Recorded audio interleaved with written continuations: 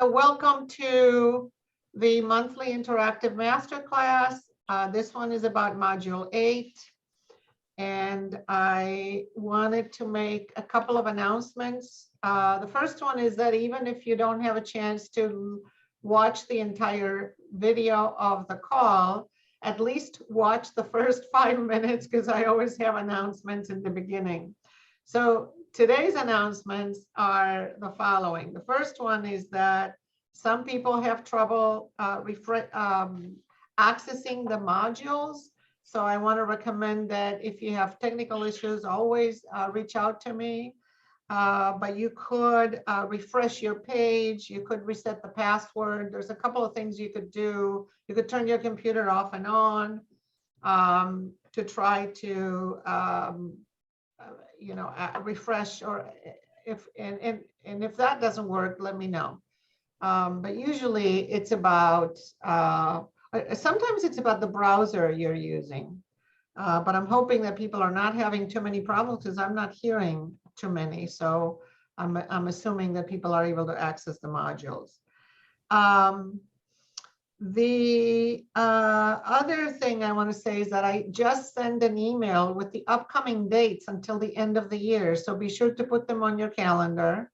I also wanted to say that I am sending the recording of the monthly interactive masterclass Zoom call on the email. So you have on the emails from the listserv the links to the YouTube of the recording. And I'm not posting them on the site anymore, but on the site, there is one recording from a prior year. I just decided not to accumulate more recordings. So there's always a recording of 1 year, and then you get the current year's recording on your listserv email. All right, that's it for announcements. I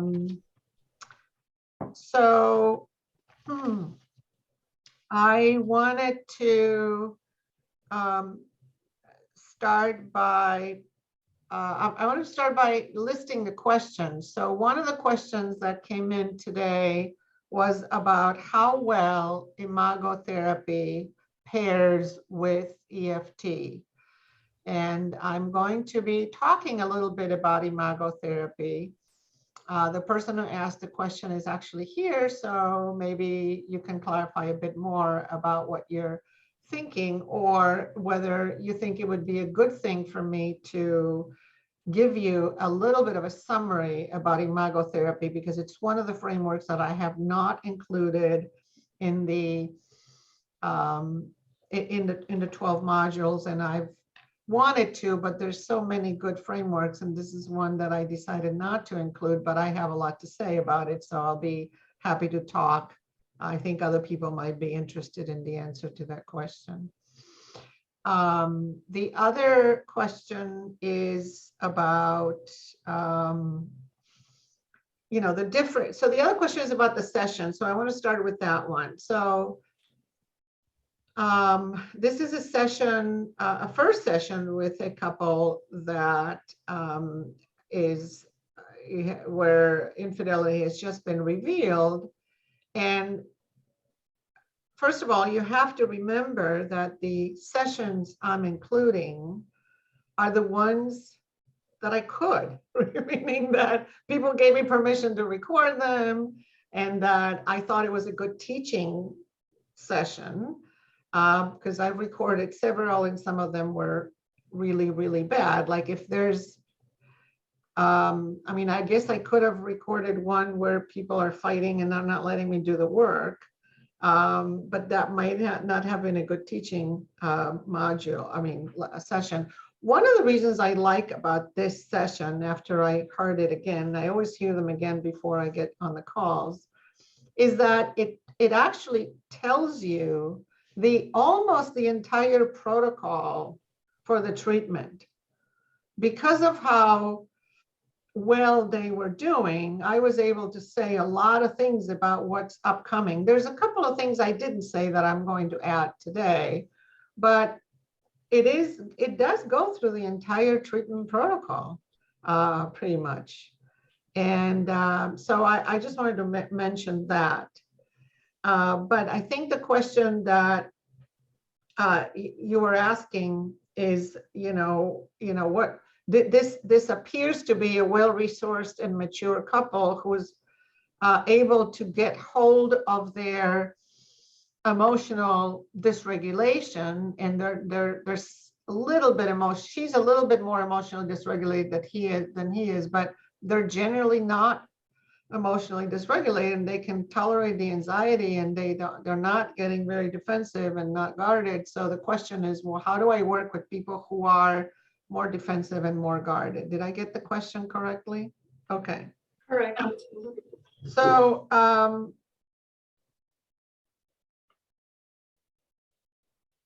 so let me try to answer that question first. So when people are not able to tolerate being in the same room without getting into what I call lower brain, meaning they're getting completely emotionally dysregulated, you'll read more about lower brain in upcoming modules when I talk about the brain and how it gets dysregulated and some of the techniques. So you'll get some more answers to your questions in module 9, actually, and 10, where, like I said, I talk about the brain and how to help couples who are dysregulated to get more regulated. So what I try to do is give them a lot of psychoeducation and explain the process. Here's what's going to happen. You're going to get angry. You're going to get upset. I talk about self-regulation and other regulations. So in other words, there are some things they need to do to self-regulate themselves. And there are some things they need to do, the partner needs to do to regulate the one who discovered the infidelity. Such as, I'm going to tell you everything you, remember, this client is a very good model. I'm going to tell you everything you want to know. I'm not going to lie anymore. I'm going to be as honest as I can. I'm going to be as authentic as I can. So if you have a client who's not doing that, then that would be your work with that client to say that one way to reassure the partner so that they can begin to lower their anxiety and lower their dysregulation is to say things like that. I'm going to tell you everything you need to know.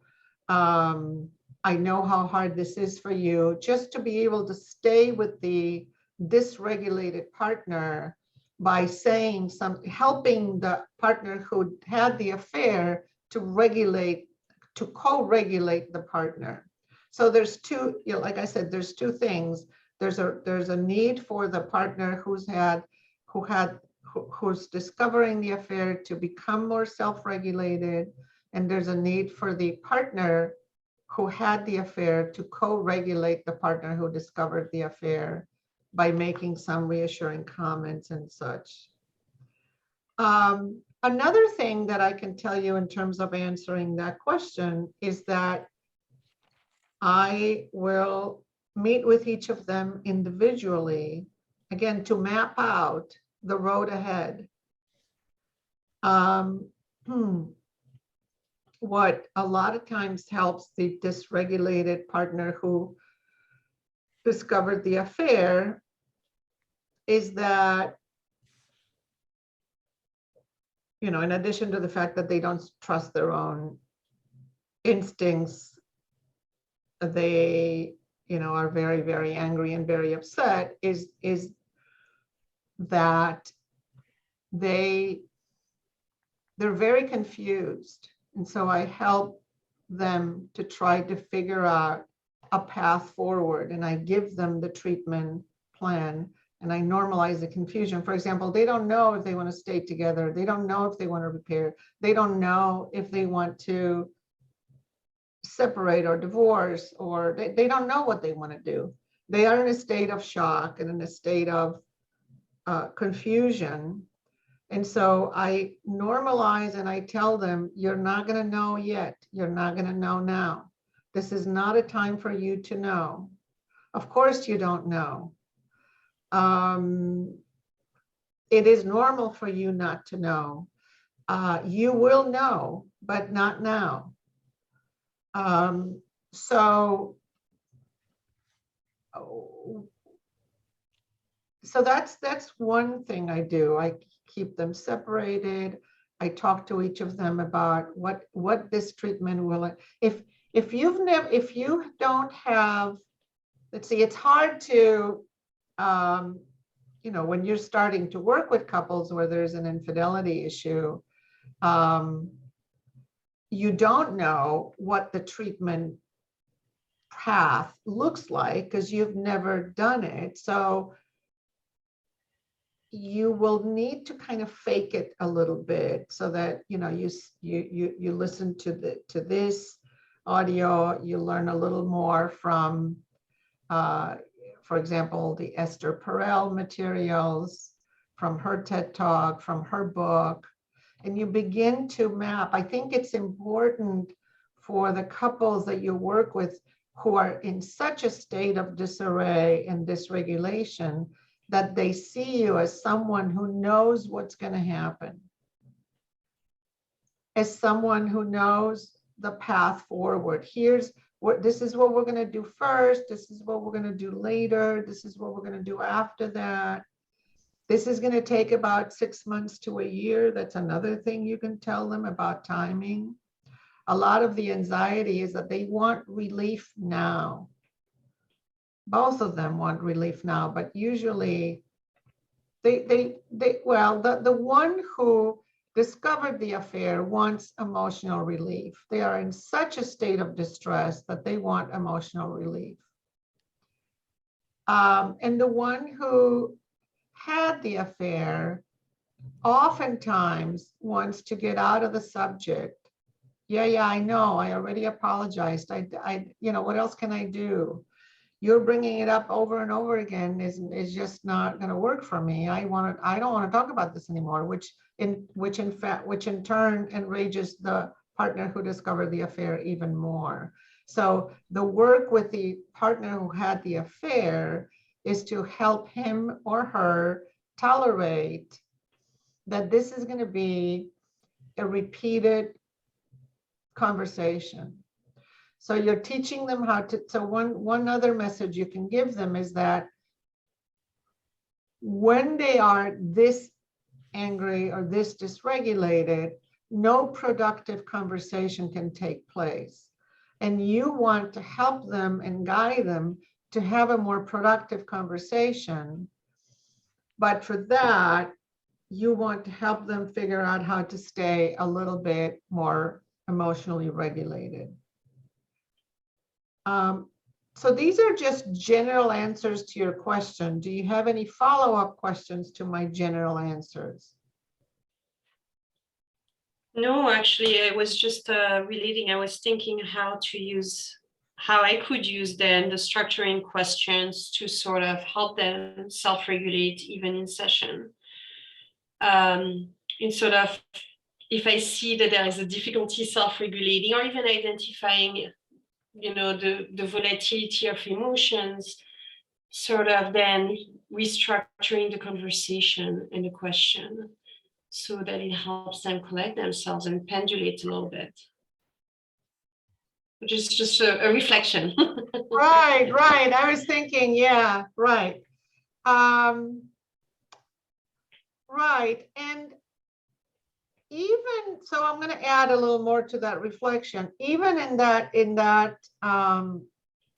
difficulty with self-regulation, you can begin to ask questions, as you're saying, about the meaning, the attachment meaning of that for the affair, for the one who discovered the affair. I don't like to call them victims. So the meaning, so, and this will get me a little bit into EFT. So what you're trying to, let me back up for a minute. I'm going to back up. So sometimes, not always, but sometimes an affair is a reflection of problems in the relationship. I don't believe that it's always so, but in the majority of the clinical cases that I see, that would be the case. Even though Esther Perel says no, that affairs happen even in good relationships. I'm not sure that I'm ready to talk about that, but in my clinical practice, what I see is that oftentimes an affair is a reflection of problems in the relationship, however they are defined. And so part of the work later, when they're calmer, is going to be about the relationship. But we're not going to be able to get there. But I know that oftentimes the partner who discovered the affair has a hard time articulating her thoughts and her feelings. And the only feeling she has at the surface, let's say it's a woman, is the anger. And so while I totally understand and empathize with the anger, and I tell her that, I also start using some EFT techniques to try to get under the anger. So anger is, according to Susan Johnson, a stand-in emotion. It's an emotion that covers up other emotions. And the other emotions are attachment-based. But not only, I am not going to say that they're only attachment-based because I don't agree with that. But they're at least attachment-based. They're also self-esteem-based. And they're also differentiation-based. And I'm going to say something about each of them. The attachment emotion under the anger could be, I cannot rely on you. I can't count on you. You're not there for me. I am not, part of the anger is that I am now so disappointed and so disillusioned that I am not able to tolerate that. So that's the attachment piece. And any questions about that? Do you know what I'm saying? Like that the anger, underneath that anger is an attachment complaint. You're not there for me. I can't count on you. I can't trust you. Okay. I can't trust that you're going to tell me the truth. Yes. Joan? Well, I don't want to interrupt you. It's kind of along that, and I'm following everything you're saying. So in a nutshell, though, from what you've said so far, is it kind of the same approach for, say, any couple, regardless of how resourced they are or not, when they come in? Do you start with those content questions? Okay, because I didn't know if it was this man just had his questions written down and he wanted to start, or if that's where generally you always start. Yes. Okay, that makes sense. Yeah, that's why I said that the session, even though they're well resourced and less dysregulated, that it is a good way of thinking about the protocol and how I use it. Okay, I'll go back to that if you want to, but can I finish the thoughts about the differentiation and the self-esteem? So I think all couples, some frameworks focus more on attachment, some frameworks focus more on differentiation. I don't think too many frameworks focus on self-esteem. So the self-esteem feelings that are happening are under the anger are, I'm an idiot. I'm an idiot for believing you. I'm an idiot for wanting to stay with you. So a big self-esteem issue is, I shouldn't be with you, and yet I want to be with you. So, so the person who discovered the affair has a lot of self-esteem issues that you can unearth with your questions.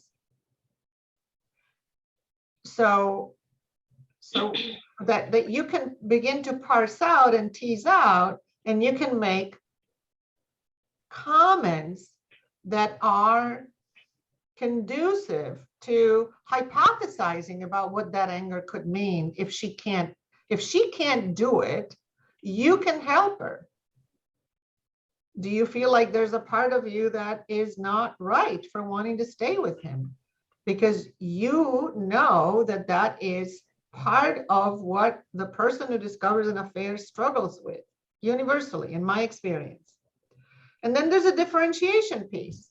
Oh, you wanna make a comment? Go ahead. Yeah, just a clarification. So that would basically pull some sort of shame-based identification in a way, in that, like, there's also something, like, there's truly something wrong with me, that I'm an idiot for trusting you and for staying in this relationship. So For believing you, for not knowing you were lying. Right, exactly. So there's a big self-esteem component in the rage. Huge. Right. And then in terms of differentiation, it is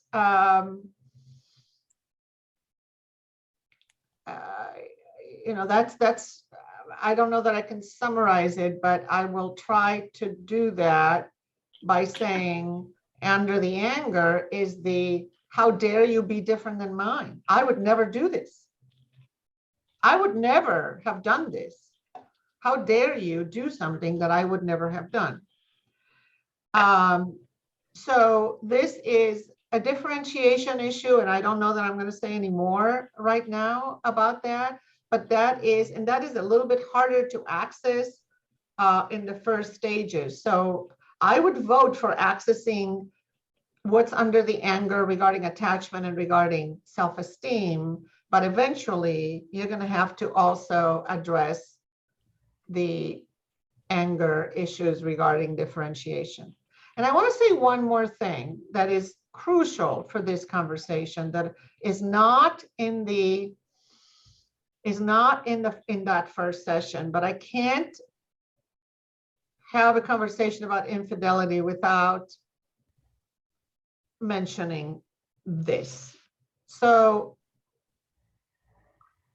the lies have to be talked about. So you heard me talk about that in the session. Has there been a lot of lies? And that is an important piece, because the one who is discovering the infidelity thinks they're crazy. That's another thing about self-esteem. They think they're not. They think they're crazy. It makes them crazy to remember that, they thought one thing and then it turns out to be another, that they thought something was fishy, but the other person was denying it. So they feel kind of crazy, which is another self-esteem issue. They feel not only an idiot, but they also feel nuts. But what I didn't talk enough about in the session is that once some of this gets a little more stabilized, we're going to talk about this. We're going to talk about this a lot. Here's how we're going to talk about this. And you put a dialogue process in place where you can get the person to talk and you can get the other one to listen. But this is what's so hard. So this is what I want to get to say, that eventually, as you're teaching them a dialogue, you're going to learn that in some cases, not in all cases, but in a lot of cases, I say some, I'm going to say a lot, not some, but in a lot of cases, there's a concept called the Lie Invitee that I learned from some of my professional mentors, Ellen Bader and Pete Pearson, the founders of the Couples Institute, who have a concept that has been incredibly helpful for me as I work with couples in general, but couples with infidelity in particular. And it is the concept of the lie invitee, which is a little bit like this. I want to know what you're thinking and feeling, but when you tell me what you're thinking and feeling, I'm going to get very mad. I'm going to repeat this because it is not easy to grasp this concept sometimes. So again, the one who is generally the recipient of the lies is paired up with somebody who's lying.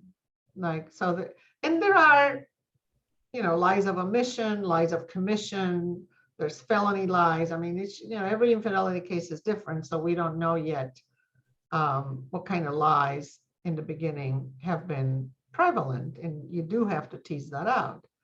But the liar, the partner who's the liar, is paired up with a partner who's a lie invitee. So the partner who's a liar, often it's an interactional pattern.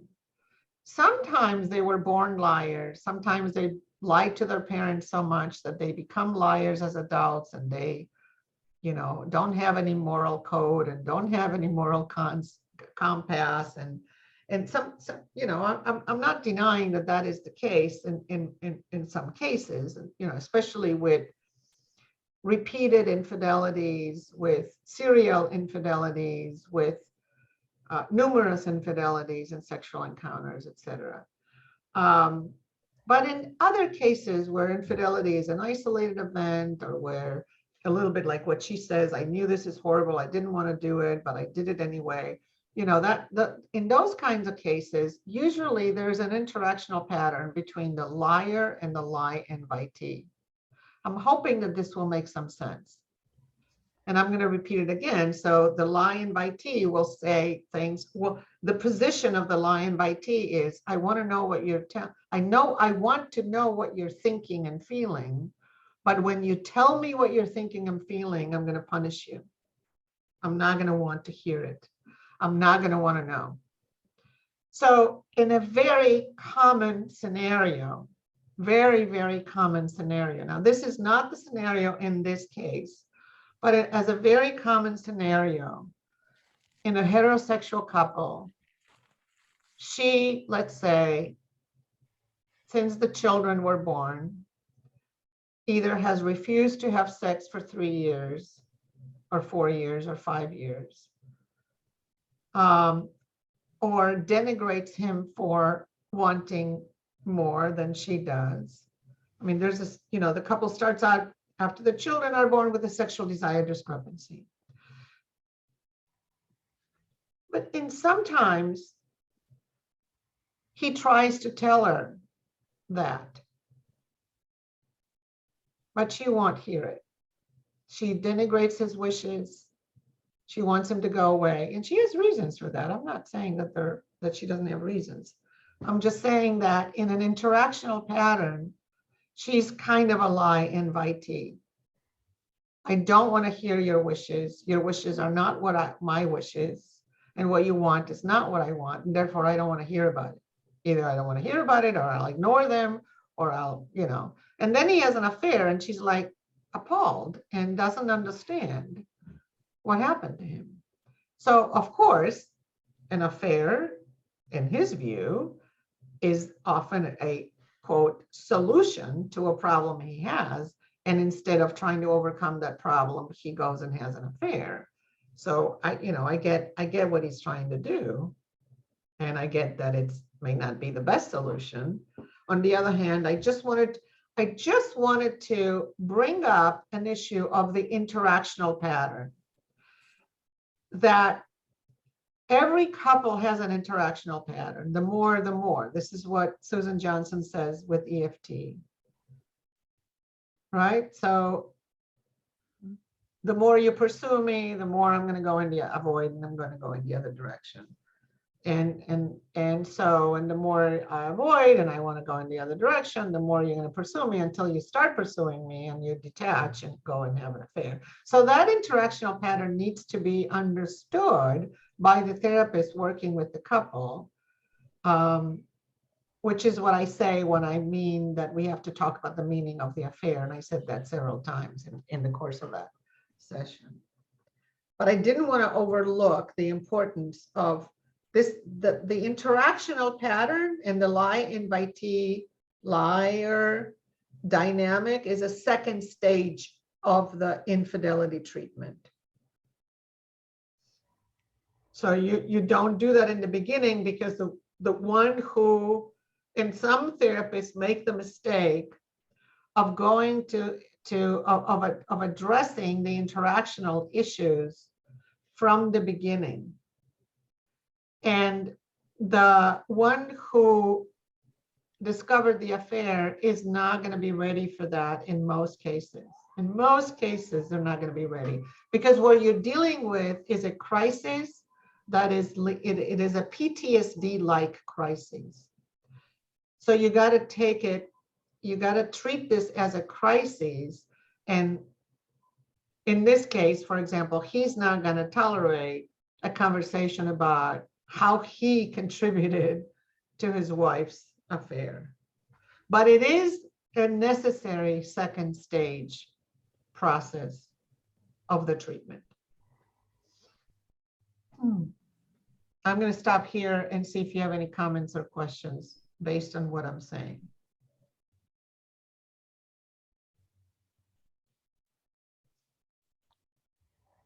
Is this helpful? Is this useful? Is this interesting? Or It is very helpful. It is very helpful. It makes so much sense. And I could sense that in listening to the audio, how much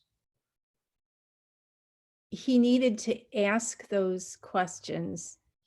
And well, in that case, how willing she was and how much he wanted to give the answers. So like, that just makes so much sense how that would be then kind of paving the way to then go deeper and then to look, yeah, like it, what's kind of been behind that and how they interact and, you know, things that have led to the conflict. So that, like you said, that psychoed, and then, you know, just that question. And I loved how you were, I mean, you gave them the floor, but you were directive in how you stepped in, how you made sure, checked in with if he was becoming flooded or not, and where he was, if he needed to slow down or whatever. yeah, with them, I did that too much. They were like, they were telling me, don't do that. We don't need it. I just want to, we just want to answer. I just want to go. So they are very unusual. I want to make sure that I normalize that this is a very unusual presentation of a couple. They're generally much more flooded, much more defended, and it's much harder. But like I said, it is a good way to show what the treatment looks like. Now, very often the questions, the person is very confused and they don't even know what the questions are. So what do I do there? I give them a list of possible questions. I give it to them. I mean, he had them, he did an amazing job with his own resources, right? And some of them came from his own head and some came from his own research.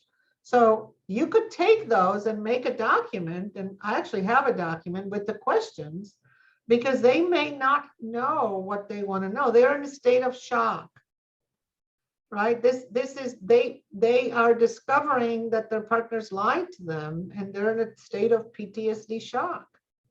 Can't sleep, can't eat, can't, you know, so you want to help him. In this case, there was a him, with the articulation of the questions. I don't even know what I want to know. One of them might say. So you give them, so here's some possible questions. Which ones do you want? to ask. Yeah. And then, as you saw me doing it, she said, I want to answer all of them, but I do want to give the power to even to the one who had the infidelity, who had the affair, to choose which ones, or to choose the sequence. Have a little bit of autonomy and a little bit of choice, because I'm setting the stage for an interaction that is more respectful. Just because he wants to know doesn't mean she can say everything. She's an individual. She's a different person. She gets to choose which one she wants to answer, even if she's the one. Otherwise, you're setting up a bullying dynamic, which often happens, that the one who discovered the affair puts the partner in the jailhouse, in the doghouse.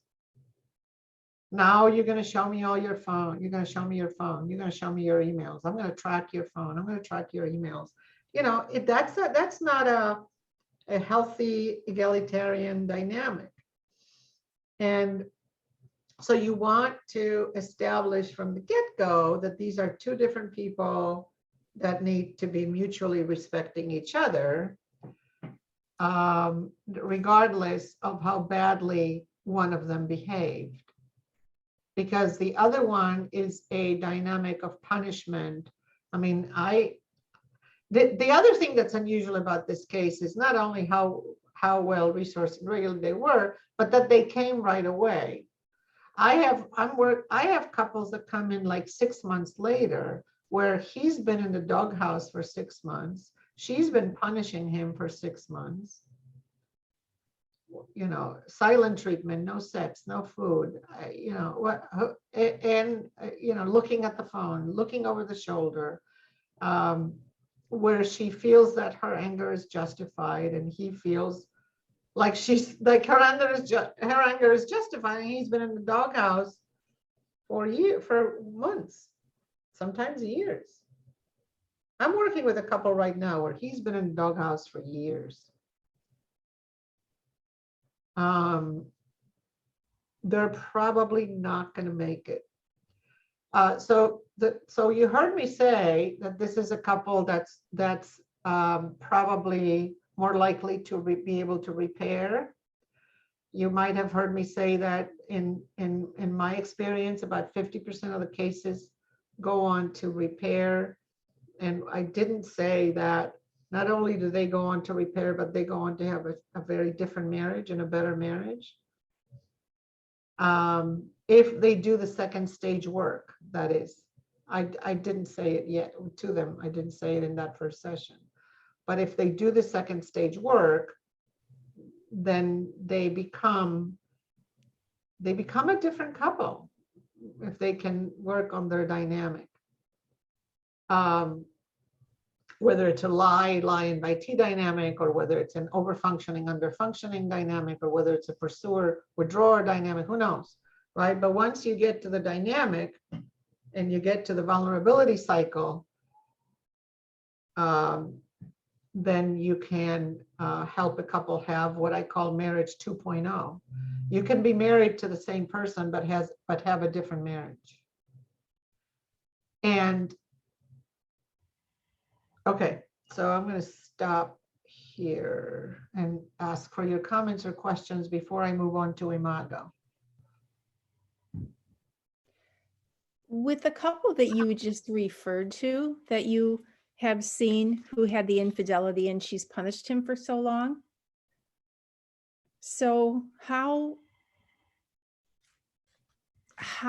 do you come to understand that? Is it in that initial questions, or in you just kind of surmise how she's treated him, and then would he still then, or would she still ask the questions of him? Would you kind of start in the same way? I guess I'm comparing. Yeah, so no, a good question. And this, I did not start the same way. No, this is a couple where the infidelity started many years ago. So I didn't. I started, it started as a discernment case. Ah, Should I stay or should I go? I don't know if I want to stay or if I want to go. So it started as a discernment case, and then it led to a separation agreement. And now I don't think they're going to make it. I think they're going to get divorced, and I'm going to help them with that. okay. I actually, any other questions or comments? Because there's one more thing I want to say that I haven't mentioned yet about the treatment of infidelity, about the first stage treatment of infidelity. You know, I said the first stage is about the treatment of the PTSD, the treatment of the trauma, the treatment of the you know, this is an emergency when it first happens. So you got to treat it as a crisis. And there's something I want to say more about that. But before that, I want to hear if you had any more comments or questions. Okay, so let me just add that in the first stage of the treatment, I do what I call the impact statement, and you hear him refer to that. The impact statement will be a process that will take more than one. Sometimes it takes one session, but it often takes more. And the impact statement is a statement where the one who discovered the affair gets to talk about the impact of the lies, the impact of the affair on him or her, on them. So he started talking about that, and but in order to do that, the one who discovered the affair has to be able to get underneath the anger and underneath the anxiety, and has to be able to access what I talked in the beginning, the attachment injuries, the self-esteem injuries, both of those, so that he can articulate something like, you know, when you were telling me that you were traveling and, you know, and didn't, you know, whatever. So he can talk about the impact and the effect on him. And it's very hard to do that because very often the one who discovered the affair is not used to thinking about himself. In this case, he's used to thinking about what she did to him. And I help them to say, okay, this is what she did, and this is how it affected me. I was just helping a client, a therapist, do an impact statement, revise. I was just supervising a therapist who had a client do an impact statement, and when I read it, the impact statement was not an impact statement. It was an accusatory statement. It was talking about the partner. So there's a difference between describing what the partner did to me and describing what happened to me because of what you did to me. It affected my self-esteem. It affected my shame. It affected my work. It affected my sleep. It affected my eating. It affected my parenting. It affected my relationship with my family. I don't, you know, like, you want the client to talk about themselves, much less about the partner and what the partner did, and much more about themselves. And when you do that, then I have them write it. I have them deliver. I have them write it. It's a long impact statement, 1 or 2 pages with 5-6 paragraphs, especially in infidelity. And I have them read it in a session to the partner who had the infidelity. And then I have the partner who had the infidelity write an apology letter based on an apology protocol that I give them. If you're interested, I can send you the impact statement and apology statement blogs that I've written Actually, they are on the Academy site. It's called Healing from Old Hurts, Part 1, and Healing from Old Hurts, Part 2. Because I use it for other issues too, but it is very important. It is very important to use for infidelity cases early on. In other cases, I use it a little later, sometimes earlier, sometimes later. It just depends on the case. But I will send it to you so you don't have to go looking for it. Okay, send impact statement, blog, and apology. Any questions or comments about that before I move to Imago?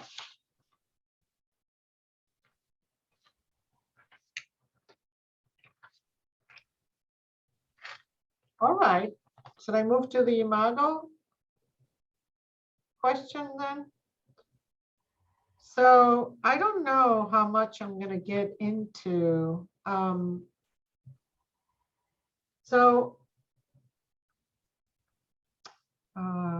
Sorry. Okay. Imago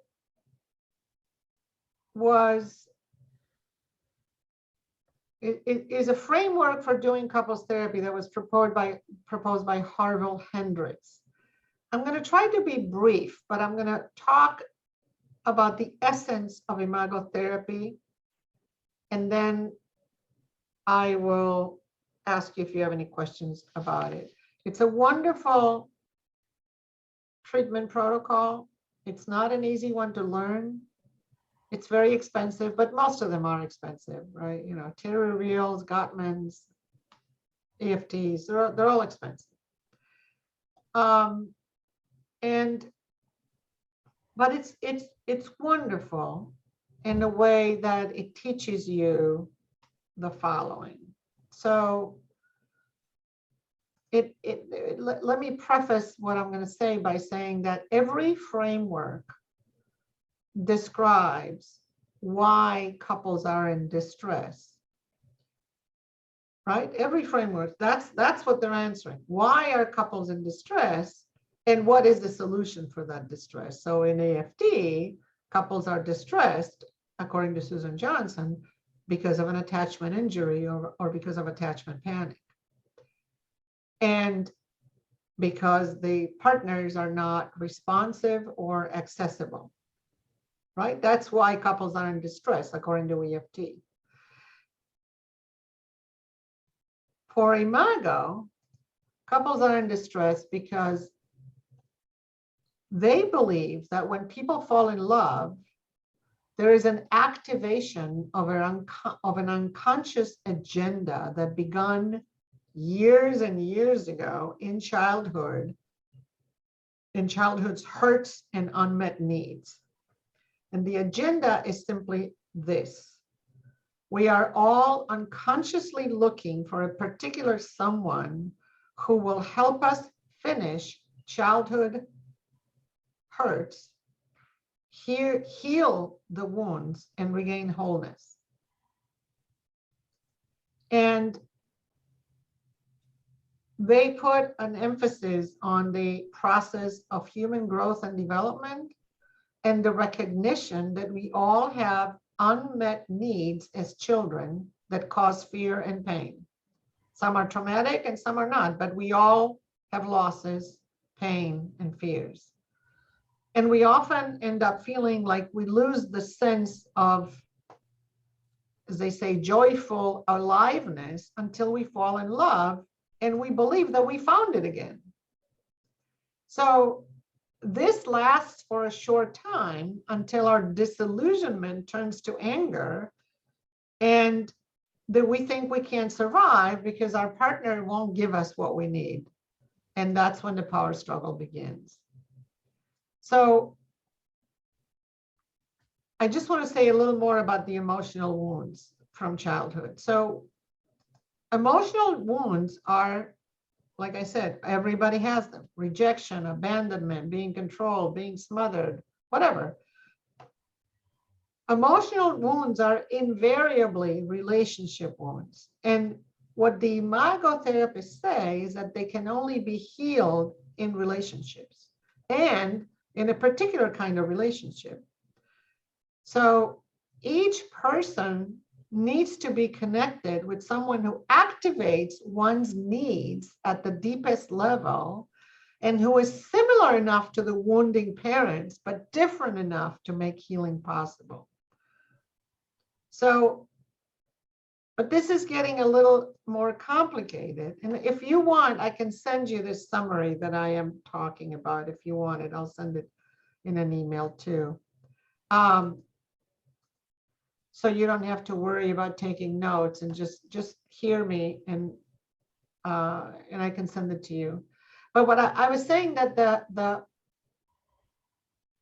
the needs are activated, the unconscious old needs are activated, and we need our partners to heal us, is what the Imago therapists say. But of course, it's complicated because not only are we connected with someone who would be the most powerful healer for us, but we're also choosing someone who will require us to grow up in areas that we are deficient in, so that we can be a healer for them. So what one partner needs the most in healing, the other is the least able to give, until a part of the self that was repressed is activated and the character defenses are softened. So for example, if we learned as a child to be overly clinging or needy for whatever reason, we will be attracted to someone who will ask us to give them space, respect their separateness, and enjoy their freedom. And if we learn to rely only on ourselves and be independent, we will connect with someone who will cling to us and be dependent on us. So the clinger needs the healing of the more autonomous to become more autonomous, and the more independent needs the healing of the more clinging to become more interdependent. The point is, we all make unconscious choices based on the wounds of our past, and our partners can be our healers. It's a powerful approach. And I'm sure I'm not giving all the credit that it needs to get, because I'm just, doing a very brief summary based on your question. And the answer to the question is yes, it pairs really well with EFT. When you see the recording, you're gonna see my summary, because I have it on the screen. I don't know how that works anyway, but you might see it. Otherwise, I'll send it to you. I'm going to say one more thing, that I'm going to read another paragraph from my summary. From this point of view, the greatest growth and life change will come from stretching into doing the very things that will make your partner feel most loved and cared for, which are the hardest things for you to do. So, according to the Imago therapists, according to the founder, this is a revolutionary view of relationship, where being the right partner is more important than picking the right partner. So what does your partner ask you to do that is important to them and that you can't do very well?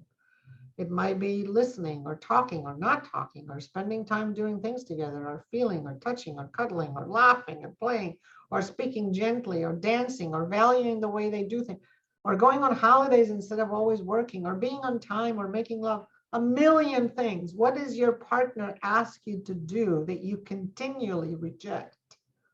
This again is the greatest growth edge and opportunity to grow into being more giving. Giving your partner what is hardest for you to give is healing for them as you're meeting their needs, but it also growth producing for you as you have to stretch into doing new behaviors that was not okay for you to do, or that you didn't learn to do as you were growing up. It will feel very unfamiliar and very uncomfortable, and it will feel like it's not you. So there's a crisis of identity as you move through the Imago stages. They're also the founders, they're also one of the first ones, because Harville Hendricks developed Imago decades ago, and they're one of the first couples therapy frameworks who use the dialogue tool. It's the mirroring dialogue tool. I use a version of that. The developmental model uses a version of that. Every good couples therapist has a good dialogue tool. And they're one of the, I think they're one of the first ones who developed it. So I'm going to stop here and ask you if you have any general questions or comments, if this was helpful, useful, if you want more information.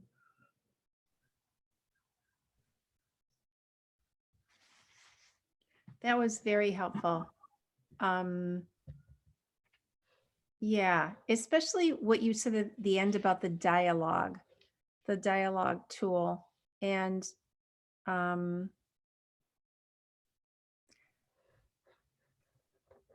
I feel like it's, yeah, just what you said, how every couples therapist will use a version of that. How it was explained to me is the importance of mirroring, like you said, what the other person, and for both people to feel heard and understood. Right, exactly. Yeah, with the validation, which of course doesn't mean you're agreeing with them, but you're exactly. You got it. Exactly. Right? Exactly. Okay. And then they go into the next step of showing empathy. Kind of like, I can imagine that would be very hard, or like I can absolutely see that. But again, if you're getting there, isn't that more a stage 2? Because well, I don't know. You mean after infidelity? Yeah. Like, that just seems like a conversation that would have to come a little bit later. Like, that's where I see When kind you of like mean, when you say that, you mean what? Which the conversation? empathy mostly. Oh, Really showing empathy, like in that. right. It is, you're right. It's a second stage. The one who discovered the infidelity is not going to be very empathic with the one who had the infidelity, for sure. Because you're dealing, like I said, with a crisis, with a PTSD. So the one who discovered the infidelity goes first. Right. Has the one who did the infidelity has fewer points, Yeah. So yeah. you got to go first with the one who discovered the infidelity. Any other questions or comments?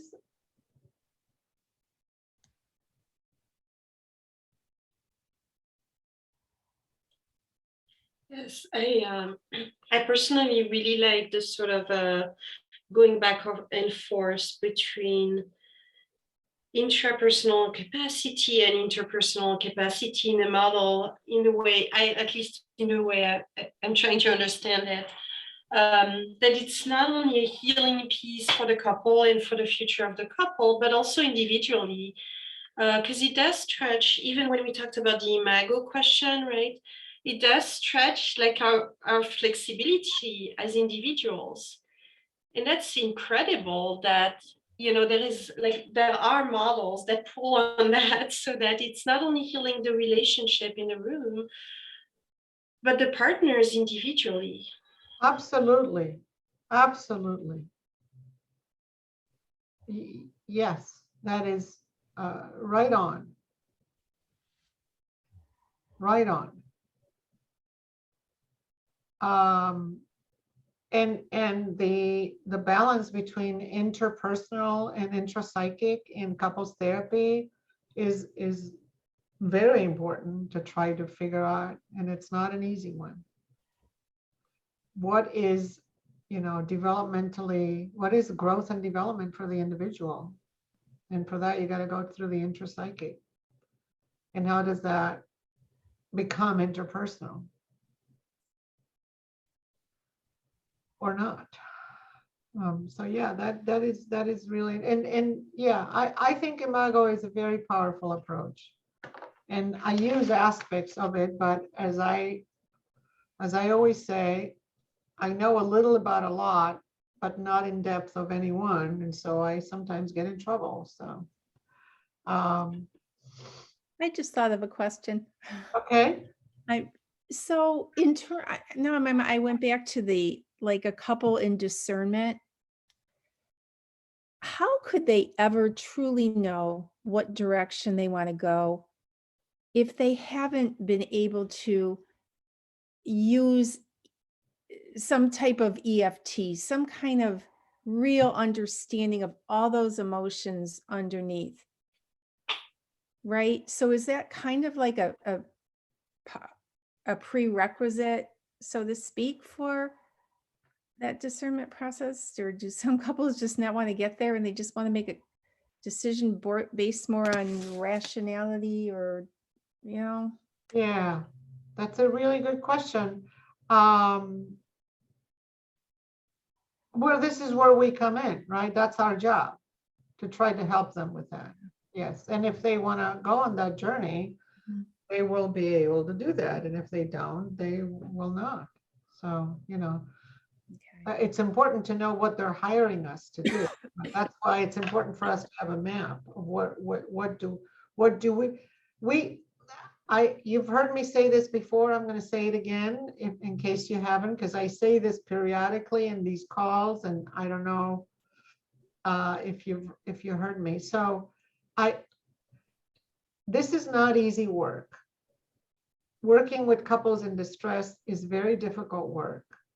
And as you go through the frameworks, the module 1 and module 2 and module 3 has the frameworks that I often talk about. You need to have your own framework. You need to know the answers to the questions that all the other frameworks have.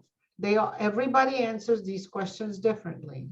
Why are couples in distress? What helps couples get better? What helps couples uncouple well is one I would add now that I don't think is in that, right? Why do couples feel so disconnected? Why, what is, so you need to know the answers to those questions yourself.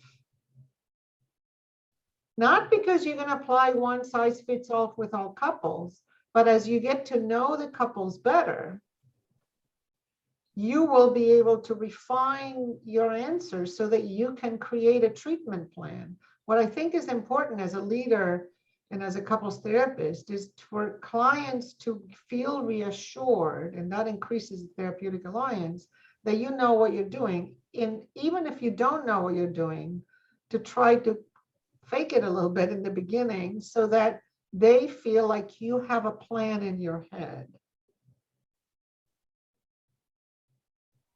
So I want to add one more thing before the end of our call today, which is that I talk about stages of treatment. And I've also encouraged each subscriber to the Academy to read the documents that describe the stages of the treatment process on the site. They are in the toolbox. And in terms of the treatment of infidelity, I already talked about I talked about first stage, crisis, PTSD. The second stage is the vulnerability cycle, the dynamic cycle, what's happening in the marriage so that they can begin to be more flexible, using the word that you were using. I actually want to know how to pronounce your name again. I want to say it, and if I'm wrong, I want you to correct me. It's Gulen.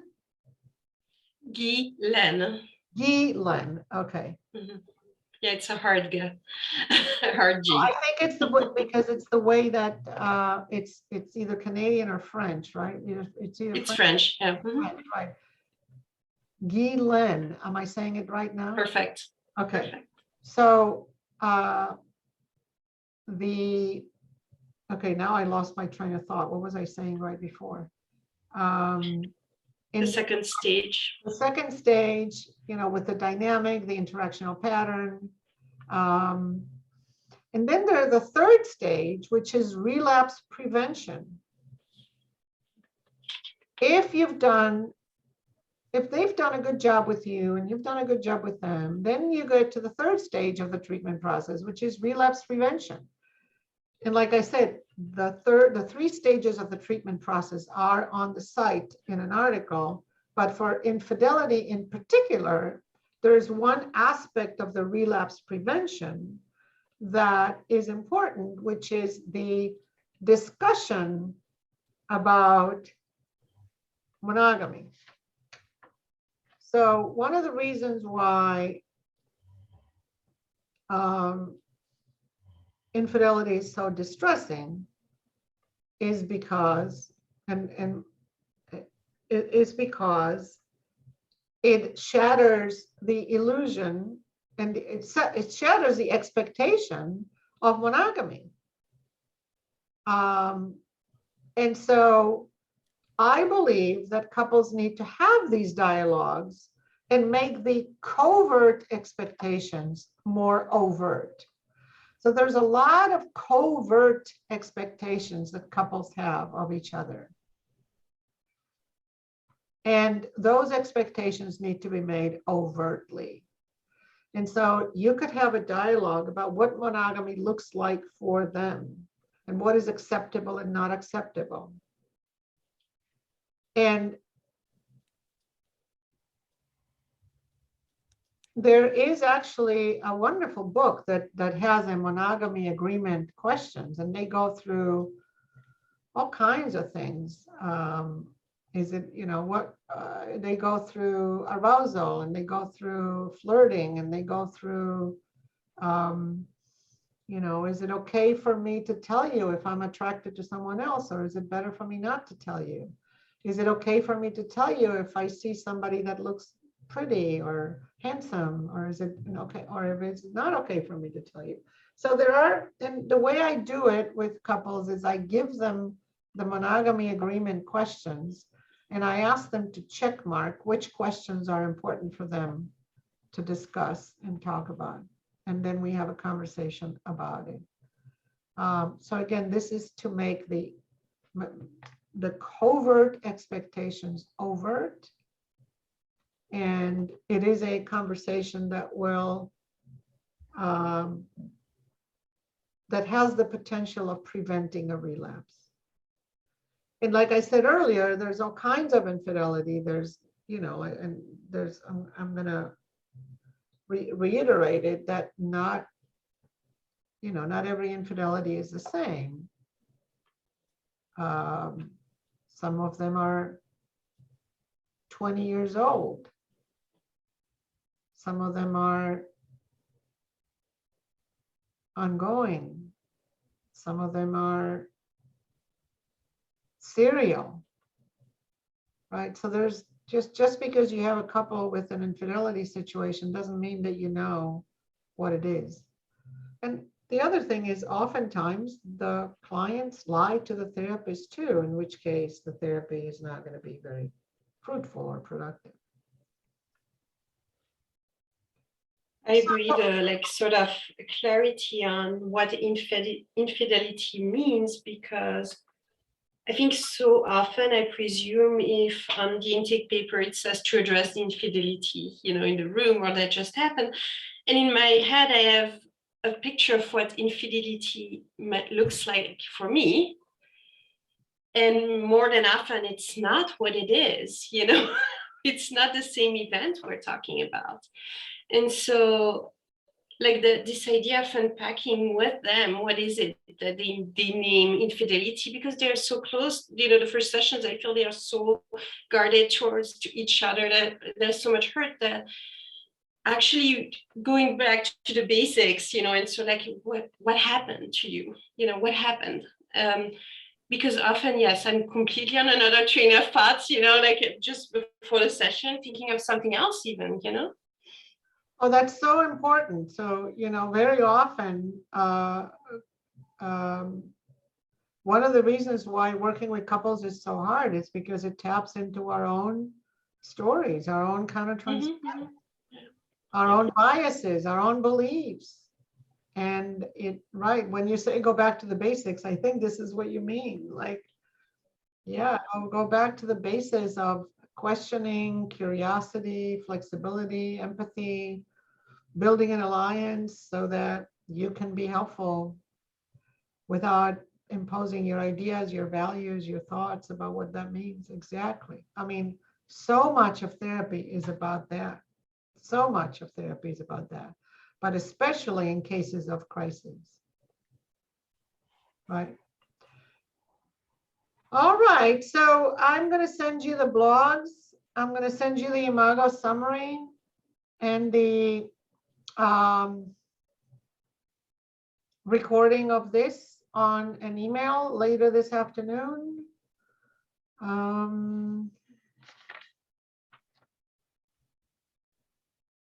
I don't believe I have anything else I want to say. And unless you have a question, I think we could be done.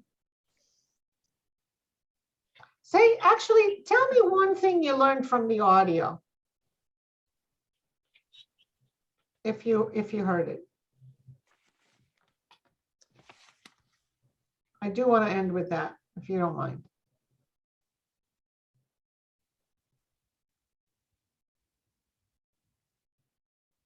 I think for me, the demonstration in the here and now, in the session of the distress tolerance piece, because it did happen in session. And by the end of session, when you asked them to end with appreciation, I think there was so much hope in that moment that we can talk about those very difficult questions and we're okay, and we still appreciate each other. And it's to be continued. There is no rush at this point. We can postpone this now. This was helpful for me. Thank you for saying that. Anything for you, Joan? Yeah, one of the things that struck me, I liked how you handled, she wanted to get to every question. She wanted to just answer all those questions. And I liked how you handled it. You listened to that, and you brought up the reality of the time frame you were working with and the fact that you wanted to share a few things with them and you wanted to make time for that. But then you really kind of labeled it. You said the importance of sticking with your discomfort, and that's what she was trying not to do or to avoid or whatever, to tackle all at once. And I thought I could see your relationship even beginning, even though it was the first session, that, yeah, they got that. And then he kind of chimed in with the fact that there would be more questions coming anyway, and he had already gotten enough answers.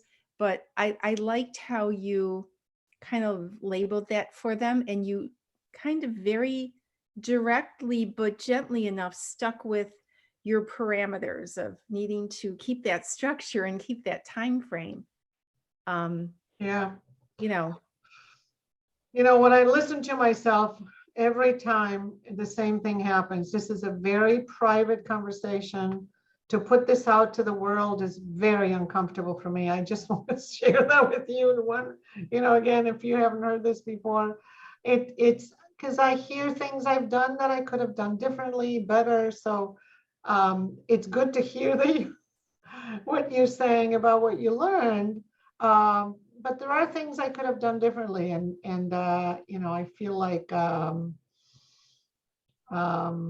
always feel very self-conscious when I hear again what I'm just doing and hoping that it will be useful for people. And I know it is, but I just want to share that with you. It's not easy. I appreciate you saying that. I think I absolutely could relate to that, because whenever we share anything, we want to put our best foot forward and look all that.